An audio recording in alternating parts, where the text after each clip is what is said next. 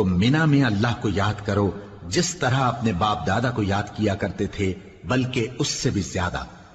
اور بعض لوگ ایسے ہیں جو اللہ سے التجا کرتے ہیں کہ اے پروردگار ہم کو جو دینا ہے دنیا ہی میں دے دے، اور ایسے لوگوں کا آخرت میں کچھ حصہ نہیں۔ اور بعض ایسے ہیں کہ دعا کرتے ہیں کہ پروردگار ہم کو دنیا میں بھی نعمت عطا فرما اور آخرت میں بھی نعمت بخشیو اور دوزخ کے عذاب سے محفوظ رکھیو۔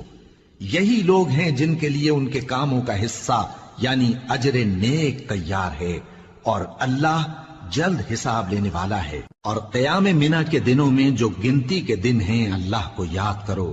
اگر کوئی جلدی کرے اور 2 ہی دن میں چل دے تو اس پر بھی کچھ گناہ نہیں، اور جو بات تک ٹھہرا رہے اس پر بھی کچھ گناہ نہیں۔